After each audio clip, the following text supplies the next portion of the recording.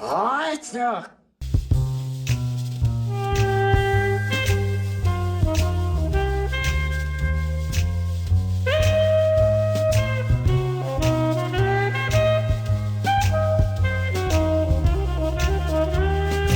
Are you sure that your old man is still on the road? Yes, he called me last night from Butte. That's a long ways away and he ain't got a phone in his truck. So quit worrying and start scurrying, Mr. Touchdown.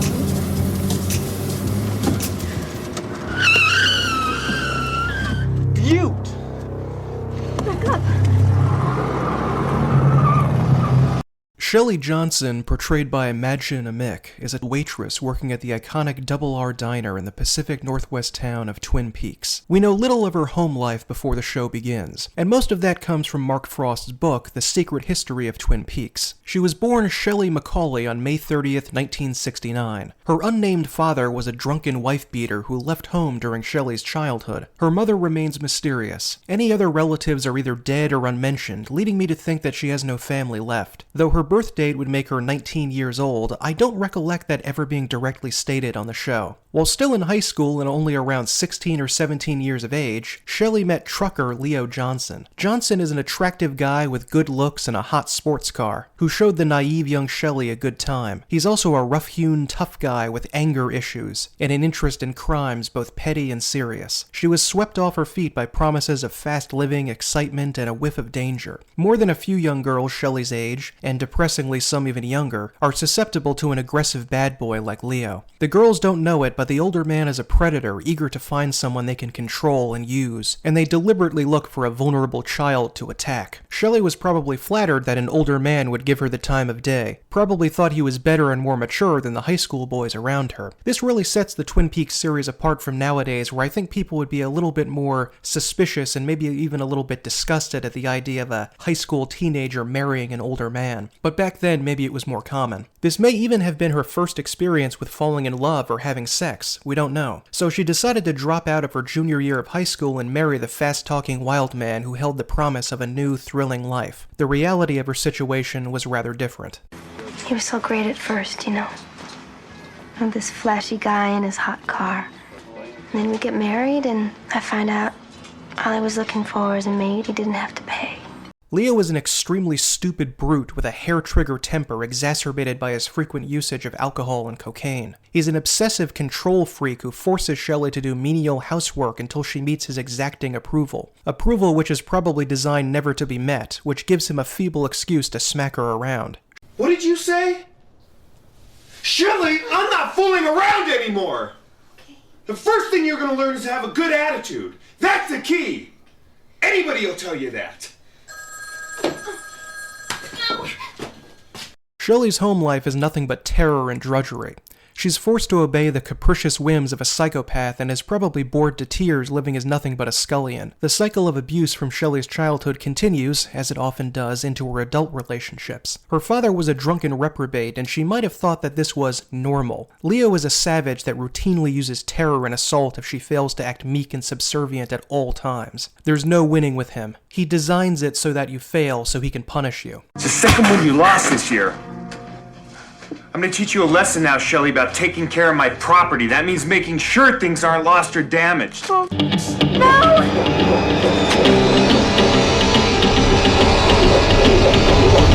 Leo was in a sexual relationship with another high school girl, Laura Palmer, another non-adult he thought he could manipulate and abuse. According to Laura, Leo became so violent with her she thought she might die. Considering Leo's viciousness, it was probably only a matter of time before he killed his wife as well. Domestic abuse had only really started to be shown on television in the 1970s, and even by 1990 it was a rare and somewhat taboo subject. It was pretty brave of the show to highlight all kinds of domestic suffering that its characters, male and female, could be forced to endure. And outside of Laura and Ronnette, Shelley gets the worst. Throughout the first season, she's scared witless by Eric DeRay's apoplectic screaming. He's a big guy and Nadine Hurley is pretty tiny, 100 pounds soaking wet in Agent Cooper's memorable phrase. So you can really sense the terror she feels when this big, brawny guy roughs her up. Even when Leo tries to be affectionate, he comes across as creepy and menacing. I'm gonna come by the diner sometime today.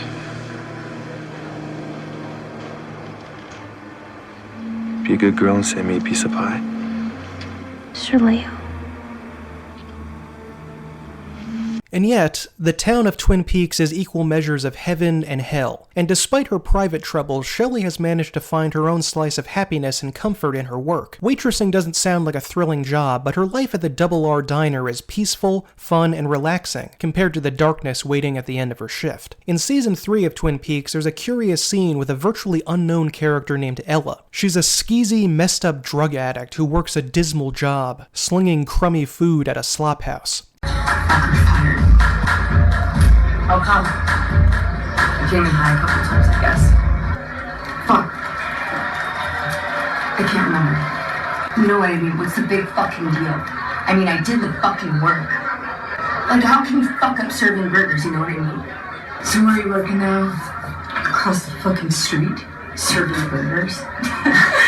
It's a much more accurate and truthful look at the life a young person like Shelly would be leading in her circumstances. But Shelly couldn't be more different from Ella. Shelly actually enjoys coming to work, talking with customers, and spending time with her boss. She is able to find contentment and fulfillment from her job, unlike the more uncouth Ella who has succumbed to despair and uses drugs to sate her boredom. Shelly has meaning, purpose, and happiness at the diner. Leaving school in junior year means she does not have a high school diploma unless she got her GED at some point. Her job prospects are sharply limited compared to most other people. I don't know if this has ever gotten her down, though. I can't recall her really bemoaning this at any point in the show. She could become depressed about not having a diploma or wish she could gain more skills and get a better job, but she never really cares about that. Maybe she feels that school really wasn't for her and she wouldn't have done well even if she had stayed. Shelly seems to be quite comfortable with her station and is a testament to the fact that you have to make your own meaning to life no matter what you are or where you work. Shelly takes pride in her work with the help of her boss and dear friend Norma Jennings. Norma is about twice Shelly's age and has no children, so Shelly fits snugly into a daughterly role for her. Norma is obsessed with her diner and hardly ever leaves the Double R. It's a rare example in modern fast food and big box store obsessed America where someone has gone out of their way to create a healthy, warm community shop.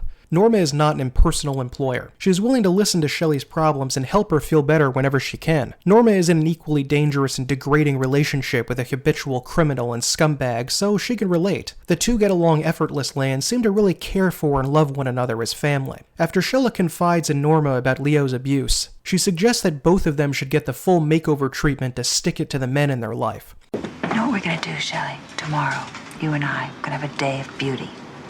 A manicure, a facial, we're gonna have our hair done, the works.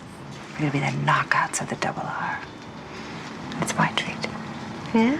Yeah. She's committed to making Shelly feel better because it makes her feel better. Shelly is still young and reckless. There's often a sense of boredom from her character. She wants to get some excitement from her life. That's why she married Leo in the first place, to give herself a little wild enjoyment and take her away from all that stultifying boredom. Most of the kids in Twin Peaks know the sad truth of a paradise, that it becomes stultifying after a while. Maybe the idyllic beauty and peace of the town naturally pushes people towards danger, like Laura doing drugs and prostitution, or Donna and James' investigations, or Audrey Horne placing herself amidst criminals at One-Eyed Jack's. But when she soured on Leo, Shelly decided to do something almost suicidally dangerous, to put a little jolt back into her life. Sometime before the pilot episode, she began an affair with high school senior Bobby Briggs. Bobby is close to Shelly's age, cute, fun, and always getting into trouble. He's the perfect teenage bad boy that all girls in high school love. Bobby gets into fights, deals drugs, and irritates people with his juvenile delinquent sneers and backtalk.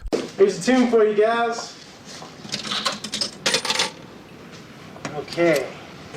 Norma, I'll see you in my dreams. Not if I see you first.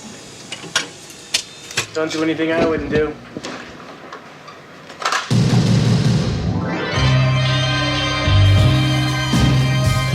And yet, he's also a pretty sensitive guy, not a despicable savage like Leo. Bobby is angry, twisted up inside, and cheerful about breaking the law to suit his needs. Shelly admires a man with an edge of danger and aggression about him, but it's the perfect mixture of danger with a good heart underneath that she really goes for. I still feel sorry for her getting mixed up with a scumbag like Leo, but she has to admit that she gets herself into these situations to some degree by associating with these kinds of men. Their chemistry, which even the actors Madchen Amick and Dana Ashbrook have commented on, is extraordinary. James Hurley and Donna Hayward were the teen romance, pretty-as-a-picture, happy-go-lucky couple, while Shelly and Bobby are a much more lusty, flirty, sexy couple. They can laugh and joke, sit and listen to music, go out together and have fun. All of it made extra spicy to Shelly because it's under the nose of her nasty hubby. Shelly has no way of fighting back against Leo, so it's probable that every time she slept with Bobby, she took a vengeful pleasure that she was hitting back at her abuser in some way. So often in movies and TV, we're ordered by the plot that certain characters like each other, without the writers successfully conveying to us why the heck they're together. Why do these people want to be around each other? What do they do when they're sitting around or are on dates? Even with James and Donna, it kind of felt like that. Why do these two kids like each other aside from the writers told us we had to like each other? But from the first moment of the pilot, Bobby and Shelly just feel right for each other. They get along so beautifully in this one simple moment, and that tells us all we need to know about them.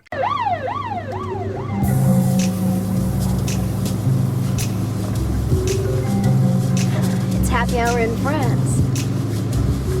Come on, cowboy, light your fire. Right. This little pick-me-up before homeroom.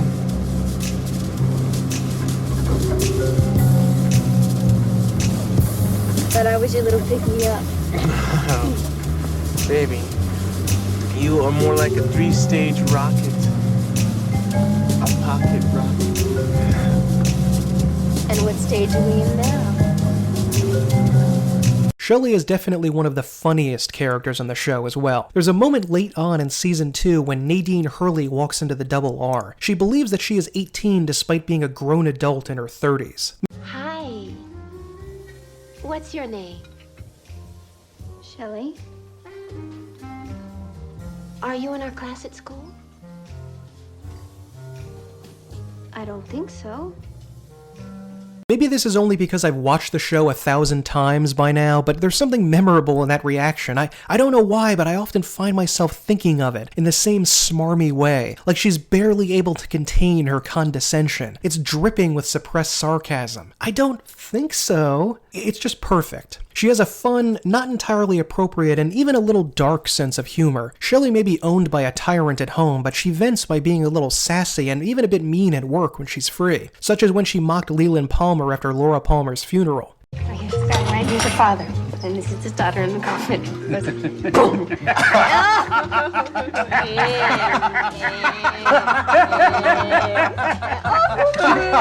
That's a pretty damn harsh thing to do the day of the funeral of an 18-year-old, especially one that you personally knew and worked with. Speaking of which, what exactly was Shelly's attitude towards Laura? She was the official girlfriend of Bobby Briggs, her secret lover. Was there jealousy at play? Or did she feel that the relationship between Bobby and Laura was basically over at that point, at least emotionally? The somewhat tasteless though hilarious joke here indicates a bit of a negative opinion. After watching the show for so many times, you really begin to think about these side issues and what could have happened and why this happened and what was happening before the show. You play it out over and over again in your mind. I really want to know what her relationship with Laura was. That's really interesting to me, but I don't know if we ever get too many hints about it. Or maybe Shelly is just sarcastic and wicked with everything.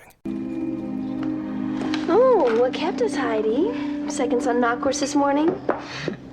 I couldn't get my car started.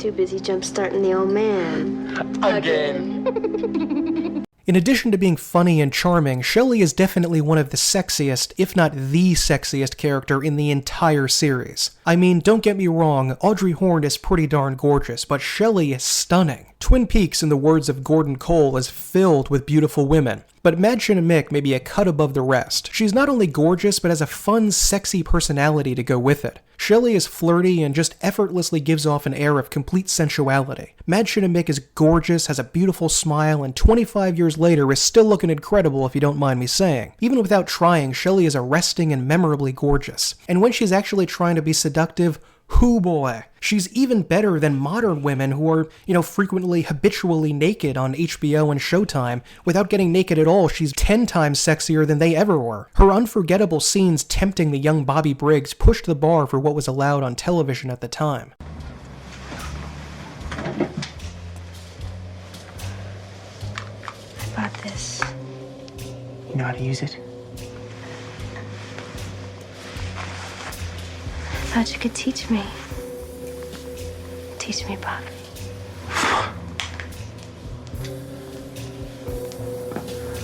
During the first season, Shelly's abuse gets more and more severe. Bobby finds out after seeing her bruises and instantly becomes furious, vowing to stop the assaults. On her own initiative, Shelly buys a handgun. Her intention here is a little muddy. When angry, Shelly mutters darkly about having plans for Leo, but doesn't seem to have a specific time frame for hurting or killing her husband. She also vacillates between anger, fear, and an immature thrill in using the gun as a sexual aid. In episode 5, Shelly is anxiously waiting in her home, holding the gun and pacing around the kitchen. After taking a vicious beating from Hank Jennings, Leo storms inside, bloody and furious. Shelly's first reaction, strangely enough, is fear and concern for him. Leo ignores her concerns and violently throws her to the floor. As she lies there looking helpless and pathetic in her bathrobe, she pulls out the pistol.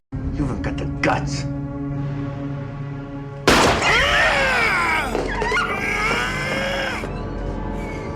Shelly is barely able to fire the gun once without collapsing into tears on the floor. Shelly's heart really didn't seem to be in this. She was terrified rather than thirsty for revenge. Using the gun was always a last resort, and only after he first provoked her with violence. It seems more likely that she wanted to use it as a method to scare him into stopping, not to actually harm him. Shelly only manages to wound Leo in the shoulder, but he retreats and runs away for the time being, leaving Shelly horrified and anxious. In episode 6, Leo is prowling around town, dodging the ever-tightening net of law enforcement officials who want to track him down. Naturally, being a perverted stalker, he spies on his wife and finds out about the affair with Bobby. He's that obsessed with his wife's actions that even when he's going to go to prison if he gets caught with the whole town looking for him, he still takes time out of his day to go stalk his wife and watch her activities. That's pretty extreme. For Leo, he is allowed to sleep with whomever he desires and frequently does, but his wife must remain completely loyal. I don't remember Shelly ever explicitly saying this, but she must know that Leo sleeps with a bunch of other women, and presumably this is what helped turn her away from him. We don't really know if she felt any jealousy or anger about this, if she was upset when she found out and realized he was sleeping around. She never really comments on it because she's with Bobby by that time, but that probably was also a wounding, disgusting experience for her, realizing that her husband was sleeping around with tons of prostitutes. We don't really know when was the last time they had sex, but it feels like a while ago.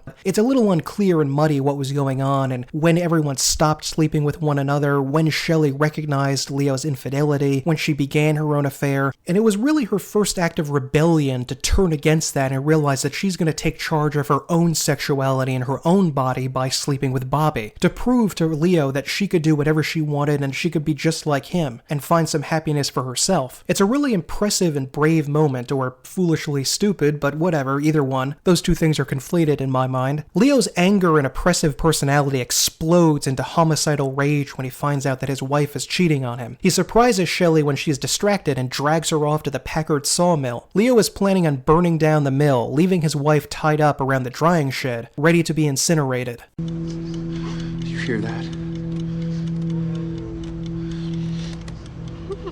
You've got about 1 hour to think about what you've done to me. And think about it. Because by then, Bobby Briggs is going to be dead.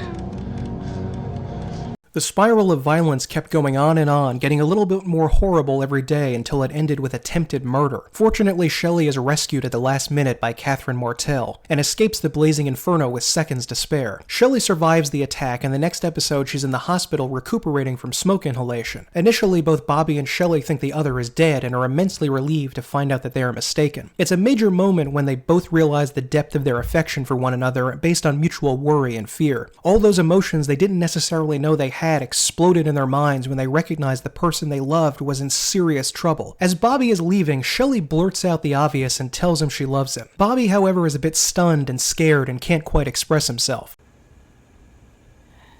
I love you.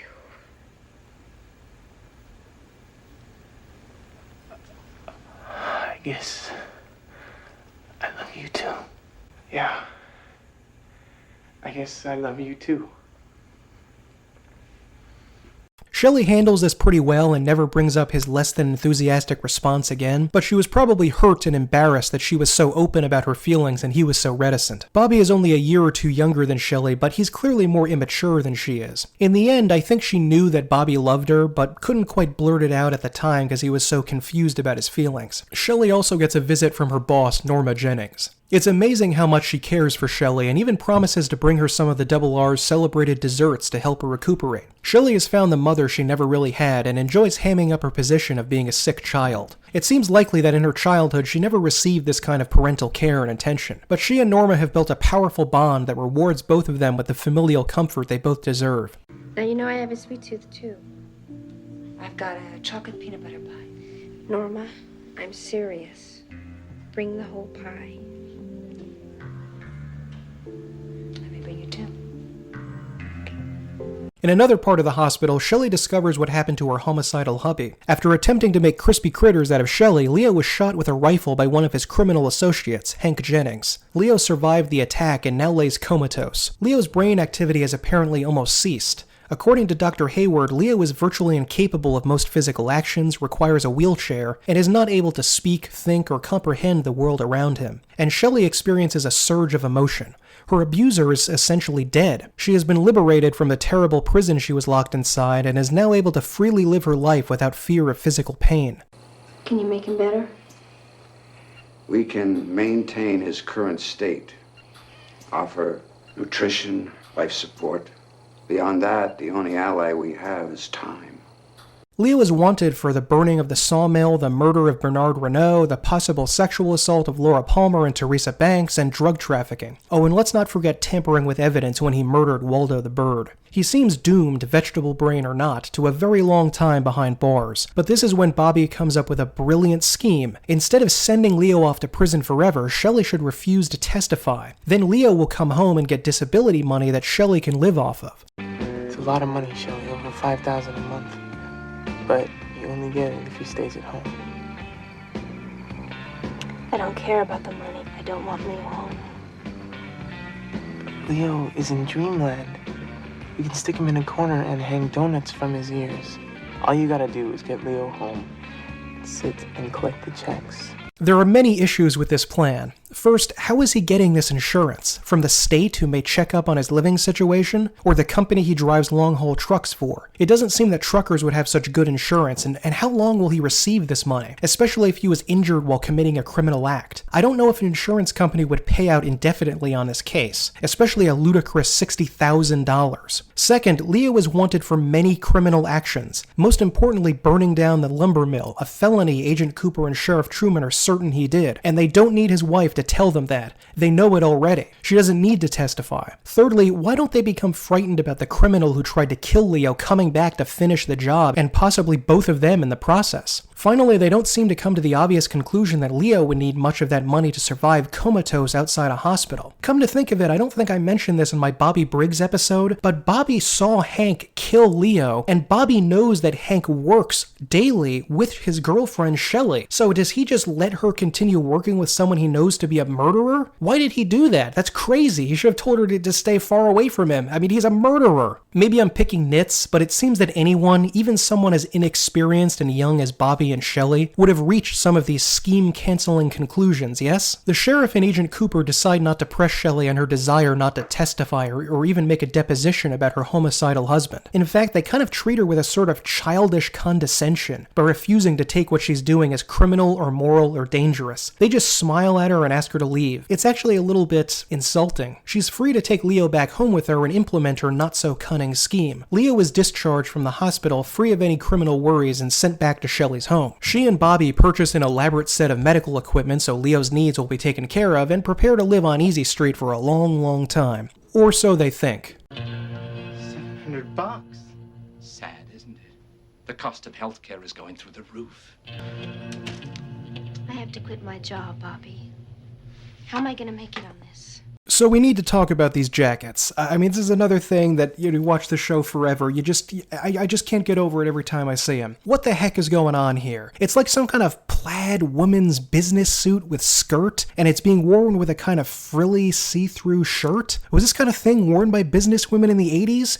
It's got a giant chunky belt, and my god, that red plaid looks terrible. And why the hell is it matching the suit of the insurance man? Did they buy the suits together so they match? Who is this guy? What's going on? Also, why does Leo have such an ancient wheelchair? It looks like it's made of wicker and from 1889, not 1989. There's a lot of weird visual stuff going on here, is all I'm saying. As with many of the characters in the second season, the writers struggled to find something for Shelly to do for quite some time. For a good 11 episodes or so, we thrilled to Shelly miserably taking on the role of Leo's full-time caregiver. She even has to quit working at the Double R. When she quits, she actually breaks into tears, further reinforcing how special the place is to her. Many people who have no family or a broken family can heal themselves by creating an artificial, but no less meaningful network with their friends and co-workers. It's heartbreaking to watch Shelly relinquish the happiest part of her day and miss out on connecting with her best friend. Norma doesn't show any sadness though. She's entirely interested in Shelly's welfare and just wants her to get better. Norma is an entirely supportive bulwark of love that Shelly can rely upon at adversity, and that at least is comforting to her.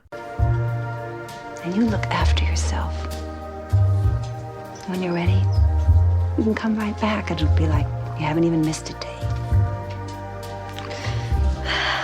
You'll let me come back? Just try to take a job someplace else and see what happens.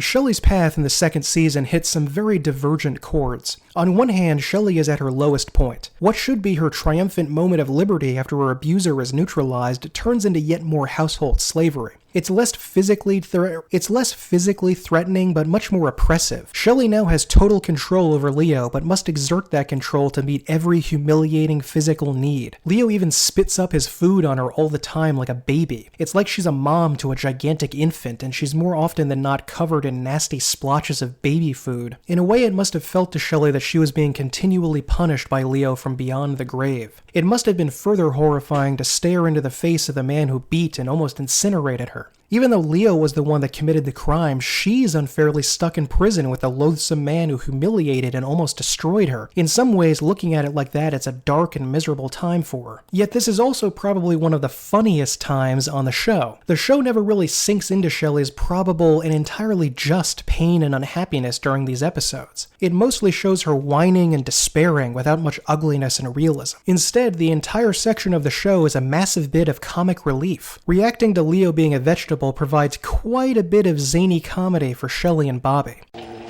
look at that. Ice cream. Bobby! Hey, Leo! Oh, jeez. Good thing we didn't light the candles.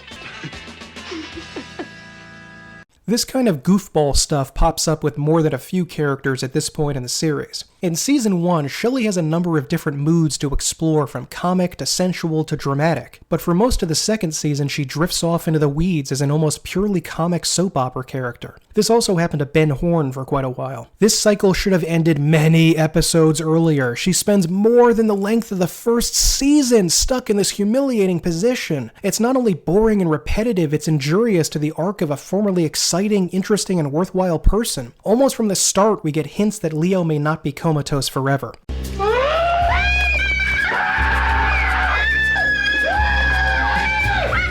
alive!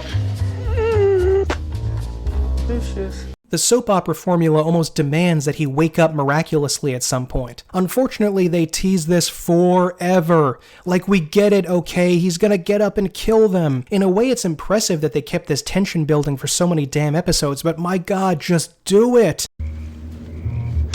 Yeah, I still love you.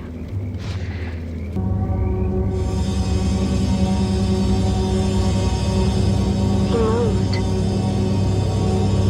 Bobby. Leo moved. There's a bunch of that garbage for a long time. He moved here, a tension hook plays for a second there. Oh, is he speaking? He's looking at me. For heaven's sake, just end it. Just get on with it. I know how it's going to end. I know where it's going. Maybe if they subverted our expectations on this and made it unique, I would approve, but it's just so on the nose, repetitive and boring, I can hardly stand it. During this agony, Bobby Briggs is growing ever more distant from his sweetheart. You discover some interesting information from a secret message left by Leo and heads off to the Great Northern Hotel to investigate. For the rest of the season, the writers bundle him off to work uncomfortably alongside the Horne family. His character was literally written out of Shelly's life. So Shelly is left even more trapped and alone than she was before. She can't even react against another character or human being. It's just this inanimate object, Leo. From the start of this whole scheme, Bobby has been behaving ever more like a jackass. He's glib, stupid, and totally apathetic to Shelly's needs. Can you take me out tonight, please? I'll get all dressed up. Not Leo. We just leave him here. I don't know, I'll get a sitter or something. I've got to get out of this house. It's disheartening to see such a young, beautiful, spunky character climb the walls of her own self-made prison. Bobby only cares about himself, his own advancement, and his own future for quite some time. He brushes off her complaints with scarcely a word and seems quite happy to see her left alone with Leo. This eventually pushes Shelly beyond her endurance when he utterly disrespects her. You don't think I have anything better to do than give Leo Johnson a bubble bath? What about me, Bobby? Do I not have anything better to do? Not that I can think of.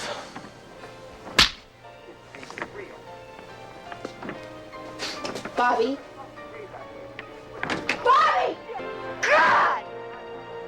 Frankly, Shelly should have reacted this way a lot sooner. Even though she no longer has a husband, Shelly is still allowing herself to be led around by a man. Most of her troubles in the second season are caused by Bobby's idiocy, his casual dismissals, and his greedy desire to pursue his own goals, without getting his relationship in order first. Shelly must have been truly heartbroken by this rejection and left in limbo for a long time. Inevitably, Leo breaks free from his coma. He spends the end of episode 20 and the beginning of episode 21 trying to finish the double homicide he began all the way back in episode 7. Shelly is at first alone and scared out of her mind when Leo stalks her in total darkness during a blackout, but Bobby arrives and soon both of them are in trouble.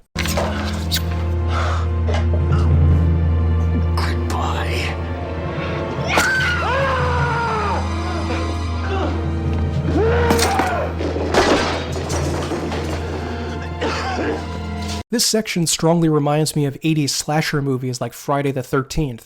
Maybe they were trying to make it jokingly like a bad horror movie, but it just comes across as a little too much like an emulation of a very different kind of genre that didn't sit comfortably in Twin Peaks. I like that both of them were in mortal danger, and both of them in turn attack Leo, saving the other. It's quite a daring move for the tiny, skinny Shelly Johnson to jam a knife into Leo's leg like that. She manages to save Bobby's life and fend off a giant, deranged, homicidal maniac. That's pretty damn impressive, and that shows a lot of courage. Bobby and Shelly instantly put their feuding behind them when faced with a common enemy. In a way, they're stuck on repeat and find themselves back right where they were at the beginning of season 2, huddling together for protection after facing a double assault from Leo Johnson. Shelly and Bobby fought when there was no external threat to worry about, but fell right back into each other's arms as soon as danger arose. The common enemy brought them together. Despite all the harsh words and anger, in the end they still loved each other. When Bobby and Shelly go to the sheriff to report this event, Shelly has a more sober and circumspect attitude about things. Bobby is just an asshole about it. I think here Shelly is finally recognizing how immature Bobby is and that it's not always a good thing to have a teenage bad boy as a lover. The town and the sheriff also don't react negatively to the two of them sleeping together. Even though Bobby is a high school student and Shelly is a married adult, I guess the town really doesn't care about that. Leo is thus out of their lives forevermore. He remains, to us in the audience, as a potential threat. But never again will Shelly cross paths with Leo, making much of that agonizingly long build-up have a pretty negligible effect, all things considered. But now Shelly is free, well and truly free. Finally, she can have a social life, meet friends, go out on dates, and just be herself. She also makes her triumphant return to the Double R Diner and talks to Norma. I don't think these characters interacted at all for about 7 episodes or so, but when Shelly comes back, Norma's word is as good as her pies, and she welcomes Shelly back with open arms. I'd feel safer, Norma. Are you kidding? It hasn't been the same without you. When can you start? Now? Great.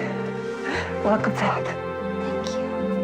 Upon her return to the diner, Shelly is finally able to get some well-deserved revenge on Bobby after this ill treatment. During his time with the Hornes, Bobby, unbeknownst to Shelly, was trying to get a little bit amorous with Audrey Horne, and really who can blame him? Nothing ever happened, of course, but the fact that he was willing to abandon Shelly back home and even flirt with the idea deserves a response. One of the best things ever done on Twin Peaks, and definitely Shelly's all-time best moment, is when she meets hearing-impaired FBI Regional Bureau Chief Gordon Cole. You don't have to shout, I can hear you. I heard that. I heard that. Do you want anything besides coffee? I heard you perfectly. And I can hear you honest, please. You don't understand. Gordon, played by David Lynch himself, is Agent Cooper's boss. And if you couldn't tell, he's got a little bit of a hearing issue. But strangely enough, Cole can miraculously hear Shelly at her normal volume. She's truly something special to him, a unique being in his life. Despite all of their trials and travails, Barbarino has still not quite learned to be good to Shelly. He behaves almost like a parody of a 1950s macho jerk boyfriend. He continues to boss her around and even has the gall to say that he's in charge and she shouldn't be thinking for herself. All she needs is Bobby Briggs in the driver's seat. Dream on, Bobby. I have tables to wait on. Shelly, listen, don't argue with me. Bobby's in charge, you understand? We have to enlist by this afternoon. It's pretty nasty behavior and totally unwarranted. It's especially awful because Bobby's stupid advice is what got Shelly into the dangerous job of watching her deranged husband. Bobby is, to some degree, a lesser version of Leo here. Bobby is never physically violent, of course, but he's still aggressive and tries to overwhelm or overpower her thoughts, voice, and wants and replace them with his own. Shelly still can't stand up for herself, however, and just lets him walk all over her. Thankfully, Bobby is about to get a serious wake-up call. Gordon Cole is an older man with experience, courage, wisdom, and a great heart, and a dangerous job fighting crime. In other words, he's quite the catch, and Bobby pales in comparison to the dashing, charming, out-of-town J. Edgar. Gordon takes Shelly out, tells her anecdotes about his life, and even compares her to a goddess. He's doing everything that a kind, devoted, and caring boyfriend should do. It's definitely satisfying for the viewer to see Shelly finally getting the good, caring treatment she deserves after so much misery. Shelly may also, just theoretically, be realizing that she could have left Bobby the jerk for someone much kinder and more supportive. She has felt trapped so many times in her life that it's liberating not just to be treated like a princess, but to recognize her own worth and value as a person and a partner. It's also pretty entertaining for us to watch Bobby's reaction to all this. I'm about ready to leave Twin Peaks, and I don't know when I'm going to return. But I want you to know that meeting you has been more than a privilege. It's touched my heart. And I know that if I don't kiss you now, I'm going to regret it the rest of my days. Gordon only stays in town for a short while, and Shelly never seriously considered him over Bobby. She probably did get a thrill to watch him stare at them, though. That moment finally brings Bobby around to what should be right in front of his face. He has a beautiful woman that he loves, and he should treat her with the dignity that everyone deserves. He very seriously and pointedly apologizes for his behavior. I know that I have not been paying the right kind of attention to you lately. When I saw you kissing that guy, something snapped. It was like my brain rolled over, and I could see all of the stuff that was special to me. All the stuff that matters. I love you, Shelly. One of the only unfortunate things about Shelly is that she's never really properly involved with the supernatural goings-on of the town. Like most of the female characters, aside from Laura and the Log Lady, the spooky woods and its terrifying denizens are something they are completely shielded from. Chasing after the monsters is a task for law enforcement, not a local waitress, and she never really sees any Lynchian weirdness. I'm not saying it would have been easy to work that into the show or that it would have fit her character, but it's sad so many of Twin Peaks women never got to experience that aspect of the series. Shelly is quite comfortable in her home or job, far away from the troubles of the world. The only time that Shelly brushes up against the preternatural darkness of the show is when she's targeted by Wyndham Earle. One of the last big town-wide plot events in Twin Peaks is the Miss Twin Peaks pageant, a beauty contest where local women parade around on stage and try to win prize money and a college scholarship. Shelly is less than enthused about the idea. Miss Double R Diner, what would you do to bring about world peace? Well, I would bring all the world leaders together, make them form a circle and join hands. Because you can't make a fist holding hands. You're a shoo-in. But sadly, she's still under Bobby's sway at this point, and he kind of forces her into it. He has a point in a way when he tells her that she's beautiful and that she just needs to believe in herself. But he's so bullying about it, he just seems mean. Shelly dutifully decides to enter the contest despite being terrified of public speaking. She can tell stories in the diner and seems to get along with customers great. But maybe the abuse she suffered has made her meek and scared in front of crowds. So in a way, doing the contest is probably a good way for her to break out of her shell and really reclaim her voice. Earl begins to stalk her along with 2 other Twin Peaks women. It's obviously creepy, but never leads anywhere for Shelly. After briefly interacting with Earl one time, she drifts back off into her own story, unrelated to the bigger, darker events of the town. Shelly does manage to get up on stage and has a good time, recites her speech and so forth, but doesn't end up winning, which is really a boon for her, all things considered. She also had the courage to stand up in town with that hairdo, which is, it really takes a lot of bravery to do that. Wow. That's quite the 80s rock chick haircut there. At the end of season 2, Shelly and Bobby have, like more than a few Twin Peaks characters, gone back to their starting places from the pilot. She and Bobby are deeply in love, having fun together in the Double R Diner. After a long trial of violence, emotional and physical abuse, financial issues, and Twin Peaks wackiness, Shelly and Bobby close the second season more in love than ever. And Bobby is no longer hesitant about his love for Shelly. He even asked her to marry him. Shelly is giggly, shocked, and definitely interested despite her protests. All seems to have worked out for the 2 young Twin Peaks natives to enjoy a happy life together in love and marriage. Quite an impressive turn for a young woman with no money or education and a history of abusive relationships going back to childhood. Shelly, I think we should get married. Bobby? Leo, I'm still wearing his ring.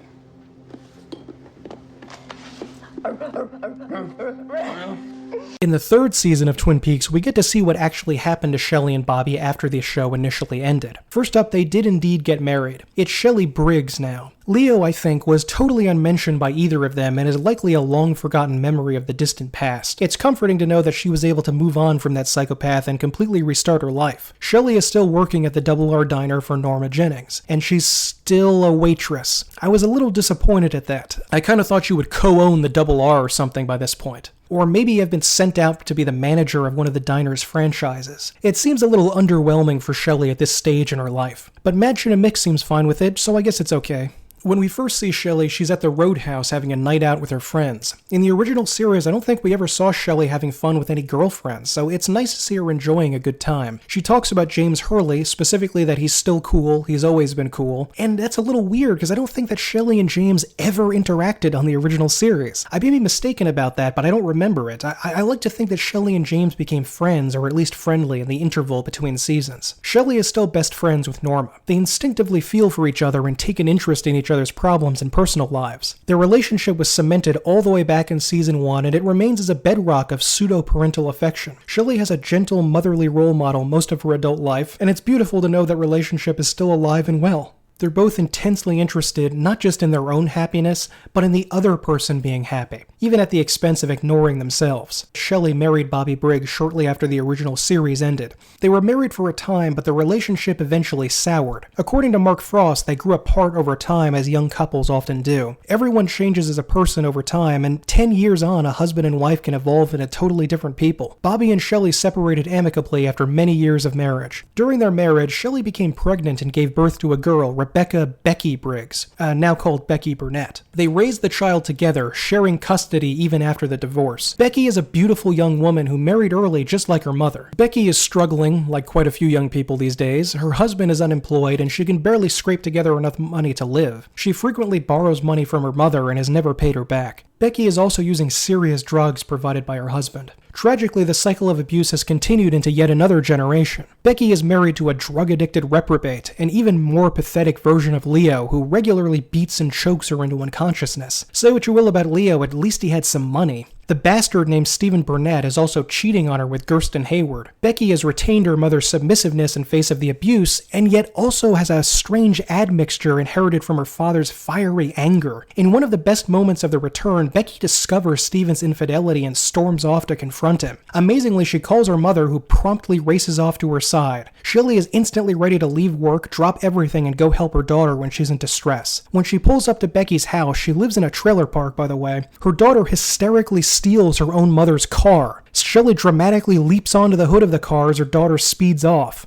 I'm beginning to suspect that Shelly has adamantium bones because despite being hurled from a moving car hood, she gets up immediately and is completely fine. Shelly then finds Carl Rod, another friend she's made that's pretty damn cool, and asks for help. Because Carl is one of the few remaining good guys in a very sick town, he summons help and off they go in the Carl-mobile. Becky rages and fumes after triggering off every bullet in her gun at the door of her rival's apartment. Later on, Shelly, Bobby, and Becky have a long talk in the diner. Becky steadfastly supports Steven in spite of his parents' honest criticism. And we have to get you out of that trailer and away from him.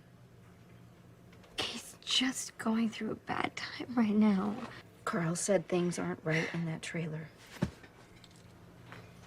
Has he ever hit you? No, he's not like that. Shelly also seems to be pretty forgiving about the recent theft and being tossed from a moving vehicle. Shelly and her daughter tearfully make up, and Shelly promises to bring her back home to stay at her place away from Steven that night. Becky loves and hates her husband, but she refuses to leave him. She's not so much angry at him for his scummy behavior and abuse. She's enraged that someone is taking him, her hideous abuser, away from her. What do you want to do, Becky? I hate him, I want out. You want a divorce? I don't know, I love him. Jealousy infuriates her almost to the point of murder, and yet she's still willing to defend Steven and love him in despair that she can't be with him. Shelly knows that her daughter is, to put this frankly, a bit abusive herself with the way she treats her parents. Shelly is, in a way, acting towards her daughter the same way Becky behaves to Steven. She steals her car in order to commit a felony and nearly kills her mother by throwing her off the hood. And yet Shelly, despite that rather nasty treatment, still loves her daughter. It seems that these actions would warrant some anger from Shelly, some sort of response, but Shelly can't really judge or lay down the discipline her daughter probably deserves here. She's just concerned about the person she could lose if she were more harsh. I wonder if Bobby is unwilling to say anything here or be as stern as he probably needs to be, because he's worried about sounding like the controlling jerk he was years ago. Maybe they and Shelly had an angry confrontation about that over the years, and he doesn't want to return to that behavior for fear of provoking his wife. It's interesting to imagine how their respective issues could have reflected off one another over the years and led both of them to the decisions they've made today. Tragically, Becky's story is left a bit unclear at the end of season 3. Steven is last seen running into the woods away from his trailer home. His actions inside are unknown, but Mark Frost states that he did not kill Becky. If Shelly had been more firm with her about her daughter's choices, she may have helped to pull her away from much unneeded suffering. But you can't deny your nature, and speaking of which, Shelly has proven the truth of the saying that more things change, the more they stay the same. Shelly did not just mistakenly or accidentally get involved with Leo Johnson or Bobby Briggs. Shelly has a powerful sexual attraction to dangerous criminal men. She's currently dating a vicious international drug trafficker named Red. Shelly is supposedly ignorant of his brutal criminal gang, and yet something about the way he carries himself, the way he acts and talks, something about these kinds of men is deeply alluring to her. It hypnotizes her. Bobby Briggs was once a firebrand with criminal inclinations, but after season 2 he grew up and started a real life with a steady, sober job, and I don't think it's a coincidence that it was then that Shelly lost interest in him. Bobby still seems to feel something for her and yearns for her to come back, but Shelly can't get excited for a regular guy with a normal 9-to-5. She needs danger and the thrilling menace of someone who could kill or be killed. It's somewhat tragic to see after such a beautiful conclusion to their characters in the original series that we have to witness how distant they've become 25 years later. Beware the person you steal away from their spouse because their heart may be fickle. After vanishing to live it up with the Hornes in season 2, we have to see the tables turned and Bobby being left lonely and yearning when Shelly goes on to enjoy her own happy life. Tragically, we never really get much resolution to these characters' stories. Aside from the potential tragedy with Becky, nothing is really solved with Shelly or Bobby. We don't know how they deal with their daughter, we don't know how they deal with Steven, we don't know how they deal with Red, we don't even see if maybe they get back together at all. Madchen Mick said on her Twitter that if there is a season 4 of Twin Peaks, she would love to see her character get back together with Bobby Briggs. The two of them just gel together so perfectly it's a shame they have to be apart. I'd like to imagine they've still got a chance to be together one day. You can always dream, especially in Twin Peaks. Shelly is one of the standout characters on Twin Peaks. She's fun, sexy, cute, and has an amazing charm that makes you want to love her.